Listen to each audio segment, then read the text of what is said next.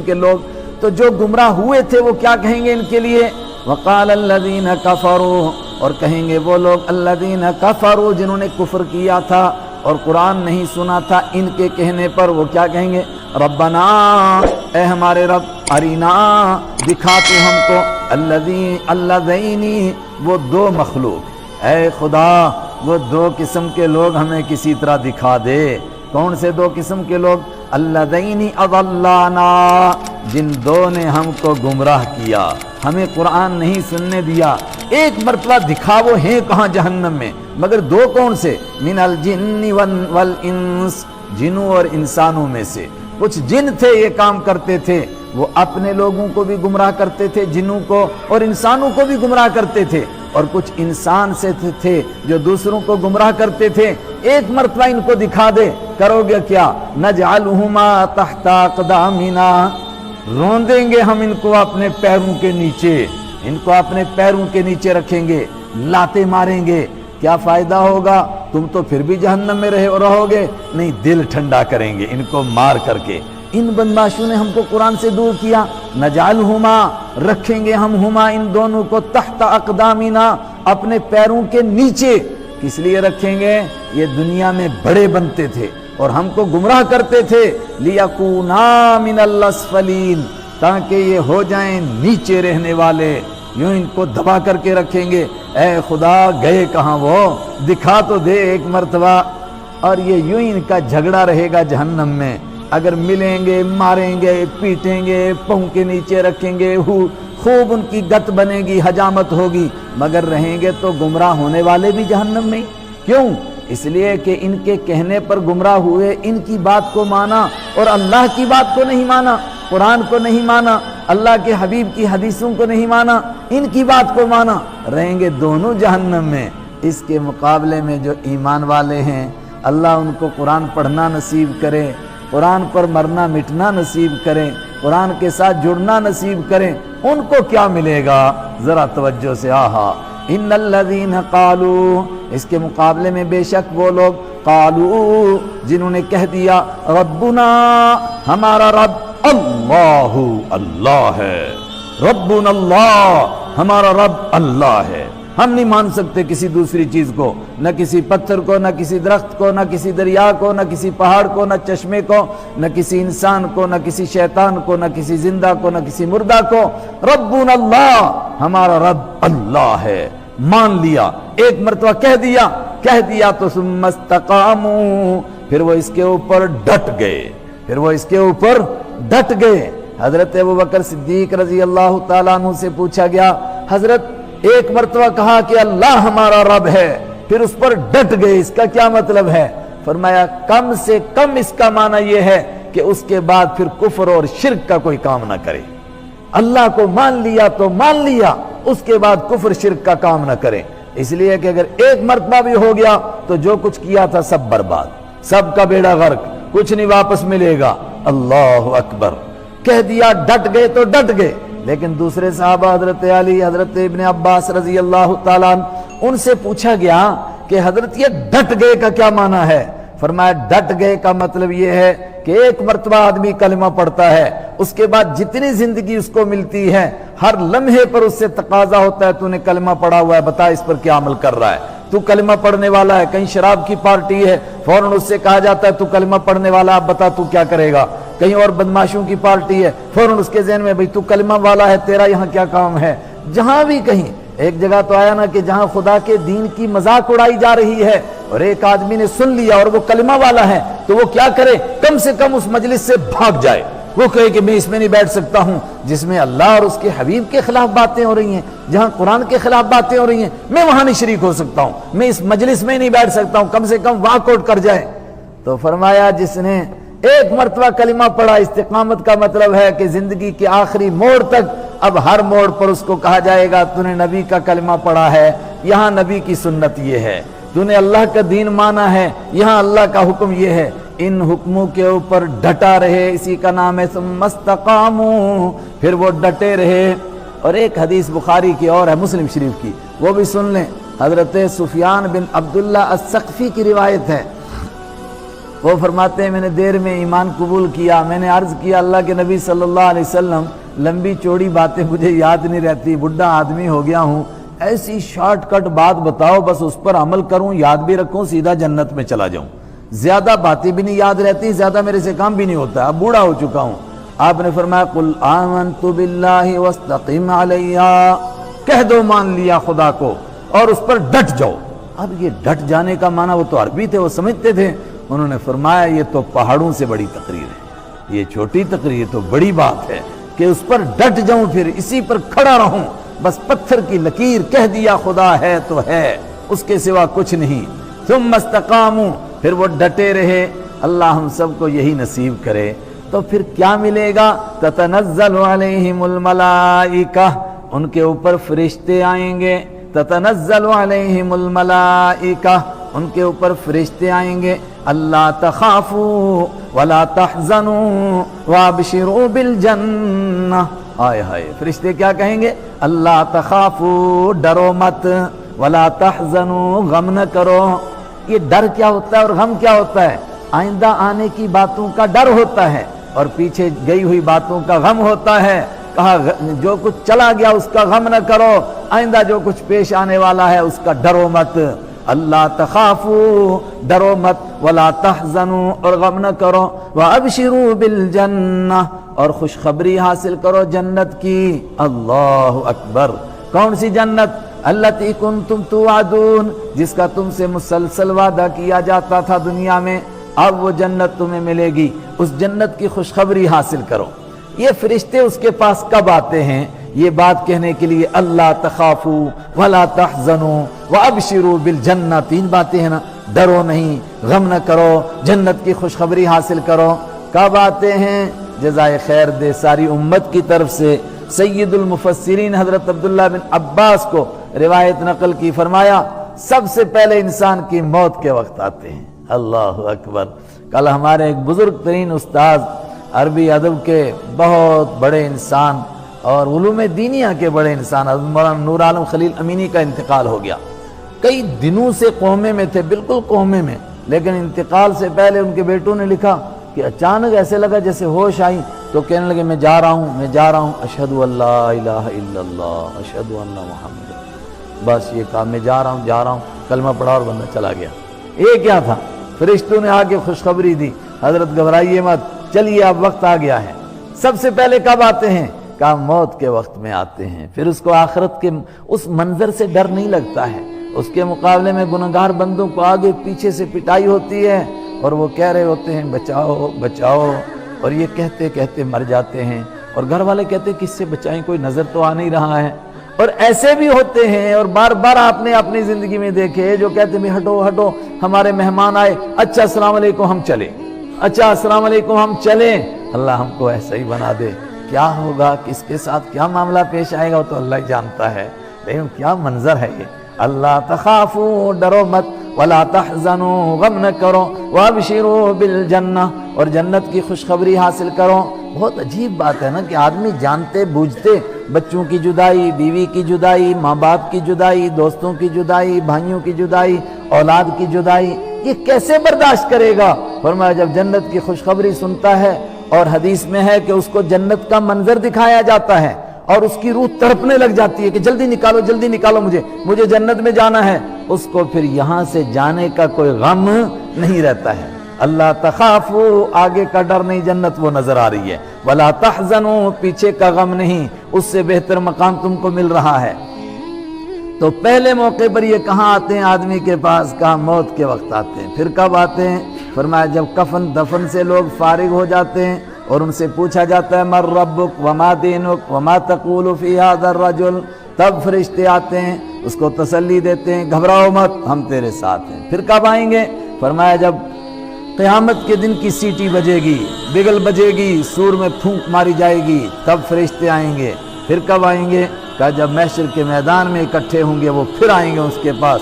اللہ تخافوا ولا تحزنوا, غم ڈرو مت, غم نہ کرو, وابشروا بالجنہ, جنت کی خوشخبری حاصل کرو. دیکھو جنت کی خوشخبری کے لیے بڑے الفاظ ہوتے ہیں, بشر, جنت کی خوشخبری, لیکن یہ ابشر, آج بھی عرب جب کسی کو کہیں نا ابشر تو سمجھو وہ کام ہو گیا جس کا ہونا ممکن ہی نہیں تھا. کہے گا ابشر، اوہ کام ہو گیا بھائی، کیا بات ہے، اتنا بڑا مسئلہ حل ہو گیا تیرا. التی کنتم توعدون، اس جنت کی خوشخبری حاصل کرو جس کا تم سے وعدہ کیا جاتا تھا. بھئی تم کون ہو، کہاں سے آئے ہو، کیا مسئلہ ہے تمہارا، آ کر جنت کی خوشخبری سنا رہے ہو کون؟ نحن اولیاؤکم، ہم تمہارے دوست تھے، فی الحیات الدنیا، دنیاوی زندگی میں بھی، وفی الآخرہ، اور آخرت کی زندگی میں بھی تمہارے دوست رہیں گے. فرشتے اپنا تعارف کرائیں گے اور بندہ ان کو پہچان لے گا کہ ہاں یہ وہی فرشتے ہیں، واقعتاً یہ میرے دوست ہیں، آ جاؤ. نحن اولیاؤکم، ہم تمہارے دوست تھے کیونکہ تم اللہ کے دوست تھے. الا ان اولیاء اللہ لا خوف علیہم ولا هم یحزنون، یہی تو آیت ہے نا. سنو، اللہ کے دوستوں کو نہ خوف ہے نہ غم ہے. وہی تو فرشتے کہہ رہے ہیں تم اللہ کے دوست تھے. نحن اولیاؤکم، ہم تمہارے دوست تھے، فی الحیات الدنیا وفی الآخرہ، دنیا میں بھی اور آخرت میں بھی. ہم تمہارے دوست کیوں تھے؟ بخاری کی حدیث ہے، جب کسی بندے کے کام سے اللہ خوش ہوتا ہے تو فرمایا اللہ جبرائیل کو بلا کر کہتا ہے جبرائیل میں فلاں بندے سے محبت کرتا ہوں، تم بھی محبت کر. جبرائیل اعلان کرتے ہیں پورے آسمانوں میں، فرشتوں فلاں بندے سے اللہ محبت کرتا ہے تم بھی کرو. اور پھر وہ فرشتے نیچے کے فرشتوں کو کہتے ہیں اللہ فلاں بندے سے محبت کرتا ہے تم بھی کرو. اور اس کے بعد کہا گیا پھر ڈالی جاتی ہے اس کے لیے مقبولیت، مطلب پھر وہ مقبول ہو جاتا ہے بندہ اللہ کے ہاں، ہر بندے کے دل میں اس کی محبت. یہاں تک کہ بندہ چلا گیا، کب کا گیا ہوا ہے، مگر جو خدا کو نہیں مانتے وہ بھی کیا کہتے ہیں، بھئی کہاں جانا ہے؟ کہتا ہے حضرت نظام الدین اولیاء بستی جانا ہے. حضرت نظام الدین اولیاء کون کہلوا رہا ہے؟ اللہ کہلوا رہا ہے. یہ اللہ کے دوست تھے، اللہ نے فرشتوں کو ان کا دوست بنایا. اب کیا ہے؟ وَلَكُمْ فِيهَا مَا تَشْتَهِي أَنفُسُكُمْ، اور تمہارے لیے وہ سب کچھ ہے اس میں جنت میں، ما تشتہی، جو چاہیں گے، انفسکم، تمہارے دل، وَلَكُمْ فِيهَا مَا تَدَّعُونَ، اور تمہارے لیے وہ سب کچھ ہے جو تم مانگو گے. تم مانگ ہی کیا سکتے ہو، تم چاہ ہی کیا سکتے ہو، ہمارے پاس وہ ہے جو تم چاہ بھی نہیں سکو گے، مانگ بھی نہیں سکو گے. یہ سب کچھ تمہارے لیے ہے. مگر یہ جو جنت میں ملے گا کیا بھیکاریوں کی طرح ملے گا کہ بھیک منگوں کی طرح لائن میں کھڑے؟ نہیں نہیں، نزولا من غفور الرحیم، یہ بڑے بخشنے والے، بڑے مہربان، بہت رحم کرنے والے، بار بار رحم کرنے والے اللہ کی طرف سے مہمانی کا دسترخوان ہے. تو مہمان کو کوئی یہ تھوڑا کہتا ہے کہ بھئی میں نے تم پر احسان کیا، کھا بے شرم، شرم تو تمہیں آتی نہیں، کھاتے، ایسا تھوڑا کہے گا. مہمان، یہ اللہ کے مہمان ہیں، اور جب اللہ کے مہمان ہیں اللہ کیسے حوصلہ افزائی کرے گا؟ حالانکہ انسان کیا اور اس کے اعمال کیا، مگر جگہ جگہ کہا جائے گا جزاء بما کانوا تکسبون، جزاء بما کانوا یکسبون، بدلہ دینے کے لیے جو تم کیا کرتے تھے، یہ تمہارے کاموں کا بدلہ ہے، یہ تمہارے کاموں کا بدلہ ہے. حالانکہ آدمی کیا اور آدمی کا کام ہی کیا ہے، لیکن یہ حوصلہ افزائی اللہ کی طرف سے. اتنا بڑا انعام کیوں ملا؟ فرمایا دیکھو دو طبقے ہیں. ایک طبقہ وہ تھا جو نہ قرآن سنتا تھا نہ سننے دیتا تھا، اور یہ وہ طبقہ ہے جو سناتا تھا اور دوسروں کو سننے کے لیے تیار کرتا تھا. یہ قرآن کو سنانے والا، دوسروں کو اس کی دعوت دینے والا، دوسروں کو قرآن کے سمجھنے کے لیے تیار کرنے والا. تو کیا یہ دونوں برابر ہو جائیں گے؟ وَمَنْ أَحْسَنُ، اور کون زیادہ اچھا ہو سکتا ہے قولاً، بات کے اعتبار سے، اور آسان ترجمہ کس کی بات اچھی ہو سکتی ہے؟ ممن، اس آدمی سے، دعا الی اللہ، جو لوگوں کو بلاتا ہے اللہ کی طرف. کوئی کانگریس کی طرف، کوئی اور کسی پارٹی کی طرف، کوئی کسی پارٹی کی طرف، کوئی اپنے کاروبار کی طرف، کوئی جوئے کی طرف، کوئی سٹے کی طرف، کوئی پتہ نہیں کہاں کہاں بلا رہا ہے. یہ درویش کدھر بلا رہا ہے لوگوں کو؟ اللہ کی طرف، اللہ کی طرف. ایک ہی آواز لگا رہا ہے، اور لوگوں اللہ کی طرف آ جاؤ، اپنے مالک کی طرف آ جاؤ، اپنے مالک کو مان لو. اس سے بہتر بات کس کی ہو سکتی ہے؟ وَمَنْ أَحْسَنُ، اور کون وہ آدمی ہے کہ زیادہ اچھی ہو سکتی ہے قولاً، اس کی بات، ممن، اس آدمی کے مقابلے میں، دعا الی اللہ، جس نے بلایا اللہ کی طرف. کس کو بلایا؟ جو بھی اس کو ملتا گیا. وَعَمِلَ صَالِحًا، اور اس نے خود بھی نیک عمل کیے. دعوت کا کام بہت بڑا ہے، تو ہر آدمی چاہتا ہے کہ دعوت کروں اور ثواب کماؤں، لیکن فرمایا نہیں نہیں، اگر اس میدان میں اترا ہے تو پھر اس میدان والوں کے جیسا بن. تو اس میدان والے کیسے ہوتے ہیں؟ سب سے پہلے عامل صالحہ، نیک عمل کیے انہوں نے، نیک بن کے دکھا، نیک عمل کر کے دکھا، سنتوں پر عمل کر کے، فرضوں پر عمل کر کے دکھا۔ یہ پہلا تقاضا ہے اس میدان میں آنے کا۔ اور وقال اننی من المسلمین، اور اس سے اچھی بات کس کی ہو سکتی ہے جو کہے اننی من المسلمین، بے شک میں ہوں مسلمانوں میں سے۔ کیا ایسا بھی کوئی آدمی دوسروں کو دعوت دے گا اور وہ کہے کہ میں مسلمان نہیں ہوں مگر تم بن جاؤ؟ یہ تو کبھی کوئی کہے گا ہی نہیں۔ تو قرآن کیا اشارہ کر رہا ہے؟ ہو سکتا ہے، اور ہم نے دیکھا بھی ایسا ہو گیا، ایسا ہو سکتا نہیں، ہو گیا۔ کیا ہو گیا؟ ایسے لوگ بھی اس میدان میں اترے، نہ عمل صالح نصیب ان کو، اور نہ یہ کہنا نصیب کہ ہم مسلمان ہیں، یعنی اپنے کردار سے، اپنے عمل سے، اپنے ظاہر سے، اپنے اندر سے اپنے آپ کو مسلمان نہیں بتا رہے ہیں، لیکن اس کے باوجود سمجھتے ہیں ہم دعوت کا کام کر رہے ہیں۔ قرآن اشارہ کر رہا ہے دھوکے میں ہو۔ اگر یہ کام تم کو کرنا ہے عامل صالحہ، نیک عمل کرو۔ اگر نیک عمل نہیں کرو گے تمہاری بے جان بات ہوگی، بے وزن بات ہوگی، اور پھر اپنے ظاہر سے اور اندر سے ثابت کرو کہ تم مسلمان ہو۔ وقال اننی من المسلمین، اور وہ کہے کہ میں مسلمان ہوں، پھر کیا کرے؟ تین باتیں آ گئی نا، نہیں، دو باتیں، عمل صالح کرے اور اپنے ظاہر سے اور باہر سے ہر طرح سے ثابت کرے کہ میں مسلمان ہوں، اور تیسرا کام ایک کرے، کیا کریں؟ وَلَا تَسْتَوِي الْحَسَنَةُ وَلَا السَّيِّئَةُ، اور برابر نہیں نیکی اور برائی۔ یہ نیکی اور برائی کا یہاں کیا تذکرہ ہو گیا؟ جب آدمی نیکی کرے گا اور دوسروں کو نیک بننے کی دعوت دے گا اور خود بھی اپنے آپ کو ہر اعتبار سے ثابت کرے گا کہ میں پیغمبر اسلام حضرت محمد عربی صلی اللہ علیہ وسلم کا ترجمان ہوں، میں تم کو ایسا بننے کے لیے کہہ رہا ہوں جیسا میں ہوں، جب اس طرح کا بندہ ہوگا تو لوگ اس کو ستائیں گے بھی، اس کو تنگ بھی کریں گے، ہو سکتا ہے کہ کوئی اس کے منہ پر تھوک بھی دے۔ میرے اور آپ کے آقا حضرت رسول اکرم صلی اللہ علیہ وسلم کے ساتھ کیا مکہ کے کافروں نے ایسا نہیں کیا؟ بے شک کیا۔ تو یہ سب کچھ اس راستے میں آئے گا، تو پھر کیا کرے؟ ان کی برائیوں کا اچھائی سے بدلہ دے، وہ گالیاں دیں، وہ جفائیں کریں، تم ہم کو وہ ستائیں، تم ہم کو جفائیں دو، ہم تم کو دعائیں دیں، وہ ظرف تمہارا ہے، یہ ظرف ہمارا ہے، نہیں۔ پھر وہ اس کے ساتھ نیکی کرے، کیوں؟ وَلَا تَسْتَوِي الْحَسَنَةُ وَلَا السَّيِّئَةُ، اور برابر نہیں ہو سکتی نیکی اور برائی۔ ادفع باللتی، اب کھولا اس کو کہ برابر نہ ہونے کا مطلب کہ جب تم اس راستے پر نکلو گے تو پھر تمہیں ہر طرف سے تانے، ہر طرف سے آوازیں کسے جائیں گے، یہ کون آدمی ہے یار، کیا بے وقوف آدمی ہے، اور بھی تو مسلمان ہیں، نماز نہیں پڑھتے، جب کیا وہ مسلمان نہیں ہوتے؟ وہ بھی تو مسلمان ہوتے ہیں۔ تو پھر کیا کرے یہ؟ ادفع باللتی ہی احسن، ادفع واپس کرے، وہ دھکا دے، وہ باللتی اس طریقے سے ہی احسن جو سب سے اچھا ہے، مطلب ان کی برائیوں کے بدلے میں بہترین نیکیاں کرے، ان کی برائیوں کا جواب بہترین نیکیوں کے ساتھ دے۔ ادفع، ان کی برائیوں کو ہٹائے ان نیکیوں کے ذریعے سے جو بہت ہی بہترین نیکیاں ہوں۔ تو پھر کیا ہوگا؟ جب ان کے ستانے کے اوپر اچھا سلوک کیا جائے گا، پڑوس میں رہتا ہے، بار بار ستاتا ہے، بار بار تنگ کرتا ہے، اس نے دیکھا کہ اس کے گھر میں کوئی بیمار ہو گیا، یہ دوڑ کر پہنچتا ہے، اس کی مدد کرتا ہے، تو کیا ہے؟ انسان آخر انسان ہے، ایک دن ایسا آئے گا کہ دل پگھل جائے گا، ایک دن ایسا آئے گا کہ دل نرم پڑے گا۔ پھر فَإِذَا الَّذِي بَيْنَكَ وَبَيْنَهُ عَدَاوَةٌ، فَإِذَا، تو اچانک، الَّذِي، وہ آدمی، بَيْنَكَ، اے دعوت دینے والے کہ تیرے درمیان، وَبَيْنَهُ، اس کے درمیان، عداوۃ، دشمنی تھی، ایسا آدمی دشمنی ستاتا، مسلسل اس کو دعوت دیتے رہے، دعوت دیتے رہے، دعوت دیتے رہے، مگر عمل سے بھی، کردار سے بھی ثابت کرتے رہے۔ یہ نہیں کہ اپنے عمل سے تکلیف بھی پہنچاتے رہے، ستاتے بھی رہے، اور اپنے آپ کو ظاہر ہی نہیں کر سکے کہ میں ایمان والا ہوں، کوئی اثر نہیں ہوگا اس کا۔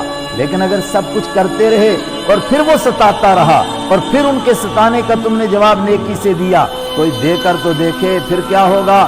کأنہ ولی حمیم، اچانک وہ ایسا ہو جائے گا جیسا کہ جگری دوست، کأنہ، گویا کہ وہ ولی، دوست ہوگا، حمیم، گرم جوش، ابھی پیچھے گزرا تھا، گرم جوش دوست، گرم جوش دوست بن جائے گا۔ اب یہ خود تمہاری طرف سے جواب دے گا، یہ خود تمہاری طرف سے لڑے گا، کسی کو دوسرے کو کھڑا کرنے کی ضرورت نہیں ہے۔ اور اس کے لیے کاش کم سے کم اگر آپ پوری سیرت نہ پڑھیں، صرف ان لوگوں کے حالات پڑھیں جو جنگ بدر میں گرفتار ہوئے تھے۔ مدینہ پر حملہ کر کے آئے مگر جنگ بدر میں گرفتار ہوئے، 21 لوگوں کو اسی ٹائم ایمان نصیب ہو گیا چند دنوں کے بعد۔ کیسے؟ جب انہوں نے دیکھا مسلمانوں کے یہ کردار، یہ اخلاق۔ اور حضرت مصعب بن عمیر کے بھائی عزیر کہتے ہیں کہ میرے ساتھ ایسا مسئلہ پیش آیا کہ قید خانہ تو تھا نہیں مسلمانوں کے پاس، ایک ایک آدمی بانٹ دیا گھروں میں، اور کہا گیا کہ نیک سلوک کرو۔ تو جس گھر میں میں تھا اس گھر میں کھجوروں پر گزارا ہوتا تھا، روٹی نہیں ملتی تھی، اگر روٹی کسی کو ملتی تھی تو مجھے ہی دیتے تھے، اور گھر میں ایک ہی بسترا تھا جو بزرگوں کے لیے تھا، باقی نیچے لیٹتے تھے، وہ بسترا مجھ کو دیا گیا سونے کے لیے، اور میرے ساتھ جب اس طرح کے کام کیے گئے تو مجھے شرم آئی۔ تو میں نے کہا کہ بھائی ایسا نہ کرو، مجھے شرم آتی ہے، جو ہوگا سب مل کر کے۔ انہوں نے کہا کہ نہ، ہم کو حکم دیا گیا ہے قیدیوں کے ساتھ نیک سلوک کرو۔ اور سب سے پہلے کیا کام کیا گیا؟ بخاری سے پوچھو، سب سے پہلے لوگوں کے کپڑے پھٹ گئے تھے، کپڑے دیے گئے۔ حضور صلی اللہ علیہ وسلم کے چچا بھی گرفتار ہوئے، حضرت عباس، اور ان کا قد لمبا تھا، کسی کا کرتا نہیں آیا، تو عبداللہ بن ابی منافق نے اپنا کرتا دیا، حضور نے وہ کرتا ان کو پہنایا۔ اور آخری وقت میں جو حضور نے کرتا دیا تھا نا عبداللہ بن ابی منافق کے دفن کرنے کے لیے، لوگ تو اس کی بڑی توجیہ کرتے ہیں، تعویلیں کرتے ہیں، لیکن بخاری میں یہ الفاظ موجود ہیں کہ وہ کرتا آپ نے کیوں دیا تھا؟ چونکہ اس نے کرتا آپ کے چاچا کو دیا تھا، آپ چاہتے تھے کہ اس کے احسان کا بدلہ ہو جائے، وہاں پر ہمارا اس کا کوئی احسان باقی نہ رہے۔ ایک ایک کو کپڑے دیے گئے، اور فقہا سے پوچھا گیا کہ ہفتے میں کتنی؟ کہا کم سے کم ایک دن کپڑے بدلنے کے لیے دینے ہیں، کیونکہ اب وہ بیچارے قید میں ہیں، بے شک ہم پر حملہ کر کے آئے ہیں۔ تھوڑا سا ان لوگوں کے حالات ہی پڑھ لیے جائیں، اور فتح مکہ کے اوپر کے حالات پڑھے جائیں کہ جب مکہ فتح ہوا تو رسول اکرم صلی اللہ علیہ وسلم کیسے پیش آئے ان لوگوں کے ساتھ۔ فتح مکہ کے فوراً بعد حنین کا غزوہ پیش آیا، جس میں بہت زیادہ غنیمت آئی۔ اس غنیمت میں سے رسول پاک صلی اللہ علیہ وسلم نے مکہ والوں کو کتنا دیا؟ ایک ایک آدمی کو 100 اونٹ، اور حکیم بن حزام کو 200 اونٹ دیے، صفوان کو 100 اونٹ، دوسرے کو 100 اونٹ دیے۔ لوگ حیران ہو گئے، اتنا دیتے ہیں آپ صلی اللہ علیہ وسلم؟ یہاں تک کہ دور پار کے دیہاتی آ گئے آپ سے مانگنے کے لیے۔ بخاری میں حدیث موجود ہے، دیہاتی آپ کے پیچھے پڑ گئے اور آپ کو مجبور کیا۔ آپ ایک جھاڑی والے درخت کی پناہ لینے پر وہ کہنے لگے نہیں ہمیں یہ دو، ہمیں یہ دو، ہمیں یہ دو، پیچھے پڑ گئے، یہاں تک کہ ان میں سے ایک نے آپ کی چادر چھین لی۔ آپ نے فرمایا میری چادر مجھے دو، مسکرا کے فرمایا میری چادر مجھے دو، رب کعبہ کی قسم اگر ان درختوں کے کانٹوں کے برابر میرے پاس جانور ہوں گے میں سب تم کو دے دوں گا، اور تم مجھے بخیل نہیں پاؤ گے، تم مجھے کنجوس نہیں پاؤ گے، تم مجھے بزدل نہیں پاؤ گے۔ اور ایک دیہاتی نے دیکھا کہ بیت المال میں مال تقسیم کیا جا رہا ہے، وہ بھی آ گیا اور اس نے اپنی چادر جھٹ کر کے حضور کے گلے میں ڈال دی اور انٹھے دینے لگا اور کہنے لگا یہ جو مال بٹ رہا ہے یہاں سے بیت المال سے، یہ آپ کے باپ کا نہیں ہے، یہ آپ کو قاسم بنایا خدا نے، مجھے بھی اس میں سے دیجئے۔ اس نے اتنے زور سے چادر موڑی، اس کے نشان آپ کے کندھے پر پڑ گئے، اور صحابہ کرام اٹھے کہ اس کا کام تمام کریں۔ آپ نے فرمایا چھوڑ دو، اور آپ اس کو دیکھ کر کے مسکرائے اور فرمایا کہ تم بھیک مانگنے کے لیے آئے، مگر بڑا عجیب طریقہ تھا بھیک مانگنے کا، ایسے بھی بھیک مانگی جاتی ہے؟ ہائے ہائے۔ جب یہ کام کیا گیا تو پھر پورے جزیرۃ العرب میں کوئی ایک بھی غیر ایمان والا نہیں بچا، سب کو ایمان نصیب ہوا۔ فَإِذَا الَّذِي بَيْنَكَ، تو اچانک وہ آدمی کیا تیرے درمیان اور اس کے درمیان دشمنی تھی، اچانک کیا ہوگا؟ وہ كَأَنَّهُ وَلِيٌّ حَمِيمٌ، گویا کہ وہ جگری دوست ہو جائے گا۔ مگر یہ اتنا بڑا صبر کس کو نصیب ہوگا؟ اتنی بڑی بات کہ آدمی گالیوں کا جواب جو ہے وہ پتھروں کا جواب اینٹوں کے دینے کے بجائے دعاؤں سے دے، گالیوں کا جواب دعاؤں سے دے، یہ کیسے ہوگا؟ وَمَا يُلَقَّاهَا، اور نہیں عطا کی جاتی ہے یہ نعمت إِلَّا الَّذِينَ صَبَرُوا، مگر ان لوگوں کو جو ڈٹ جانے والے ہیں، جو صبر کرتے ہیں۔ وَمَا يُلَقَّاهَا، اور نہیں عطا کی جاتی ہے یہ صفت إِلَّا ذُو حَظٍّ عَظِيمٍ، مگر بڑی قسمت والے کو عطا کی جاتی ہے۔ لیکن آدمی کتنا بھی برداشت کرے، بسا اوقات جب دشمن سامنے سے گندی بات کہہ دیتا ہے، گالی دیتا ہے، کوئی منہ پر تھوک دیتا آگے سے، اس کو گئے اللہ کے دین کی بات بتانے، اس نے آگے سے تھوک دیا تو غصہ تو آ جاتا ہے۔ فرمایا آتا نہیں، یہ شیطان غصہ لاتا ہے۔ اگر ایسے وقت میں تم کو غصہ آ رہا ہے، گئے دعوت دینے اور تم کو غصہ آ رہا ہے، سمجھ جو یہ غصہ آ نہیں رہا ہے، یہ شیطان تم کو غصہ دلا رہا ہے، تو کیا کریں؟ فرمایا فوراً اعوذ باللہ من الشیطان الرجیم بار بار پڑھو تاکہ شیطان کے وسوسے سے بچ جاؤ۔ وَإِمَّا يَنزَغَنَّكَ، اور اگر آپ کو وسوسہ پہنچے من الشیطان، شیطان کی طرف سے، نزغن کوئی بھی وسوسہ، یہ وسوسہ میں نے آسان ترجمہ کیا، اصل میں اس کا ترجمہ اردو والے کہتے ہیں چوکا پہنچے، اور چوکا پہنچنے کا جس کو ہم جموں والے کہتے ہیں نا کہ اس نے تجھے چک دی ہے، کیا ہوا بھائی، فلانے نے چک دیتی ہے نو، اس نے اس کو کہہ دیا، بھڑکایا ہے۔ جب آپ کو شیطان بھڑکائے تو آپ کیا کریں؟ فاستعذ باللہ، اعوذ باللہ من الشیطان الرجیم بار بار پڑھیں، اللہ کی پناہ مانگیں اور سمجھ جائیں کہ یہ غصہ آ نہیں رہا ہے بلکہ کوئی لا رہا ہے۔ انہ هو السمیع العلیم، جب اللہ کی پناہ مانگیں گے تو اللہ بہت سننے والا، اللہ بہت زیادہ جاننے والا ہے، اس کو معلوم ہے کون میری پناہ مانگ رہا ہے، کون اعوذ باللہ پڑھ رہا ہے، اللہ تعالیٰ فوراً اپنی پناہ میں لے لے گا۔ آج اسی پر اختتام کریں گے، کچھ ساتھیوں کو اعتکاف وغیرہ کا انتظام کرنا ہے، انشاءاللہ یہاں سے آگے کل۔ صدق اللہ مولانا العظیم۔